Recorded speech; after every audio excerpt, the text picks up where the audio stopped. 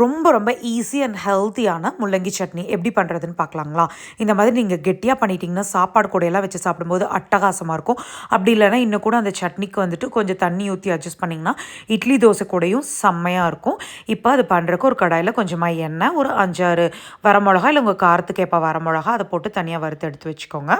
ஒரு 3 table spoon உளுந்து, 1 table spoon கடலைப்பருப்பு போட்டு இந்த மாதிரி பொன்னிறமாக வந்ததுக்கப்புறம் தனியாக எடுத்து வச்சுக்கோங்க. அதுக்கப்புறம் ஒரு 5, 6 பல்லு பூண்டு அது இந்த மாதிரி வறுத்ததுக்கப்புறம் தனியாக எடுத்து வச்சுக்கோங்க. ஒரு 3 மீடியம் சைஸ் முள்ளங்கி இந்த மாதிரி சொரவி வச்சுருக்கேன் துருவி, அதையும் ஆட் பண்ணிக்கோங்க.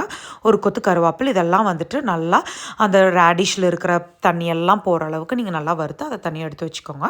அதுக்கப்புறமா வந்துட்டு ஒரு 3 டேபிள் ஸ்பூன் தேங்காய், ஒரு சின்ன உருண்டை புளி போட்டு அதையும் நல்லா இந்த மாதிரி வறுத்து எடுத்து வச்சுக்கோங்க. இது எல்லாமே நல்லா ஆறுனதுக்கப்புறமா மிக்ஸி ஜாரில் போட்டு இந்த சட்னிக்கு தேவையான அளவு கல்லுப்பு இதெல்லாம் போட்டு தண்ணி ஊற்றாமல் நீங்கள் நல்லா கெட்டியாக அரைச்சி எடுத்துட்டிங்கன்னா சாப்பாட்டுக்கு அட்டகாசமாக இருக்கும். இல்லை வந்துட்டு உங்களுக்கு இட்லி தோசைக்குன்னா இன்னும் கொஞ்சம் தண்ணி ஊற்றி கலக்கிட்டிங்கன்னா அதுவும் ரொம்ப நல்லாயிருக்குங்க. கண்டிப்பாக ட்ரை பண்ணி பார்த்துட்டு எப்படி இருந்துச்சுன்னு கமெண்ட் பண்ணுங்கள். இந்த வீடியோ பிடிச்சினா பசு வ்ளாக்ஸ் சப்ஸ்கிரைப் பண்ணிக்கோங்க.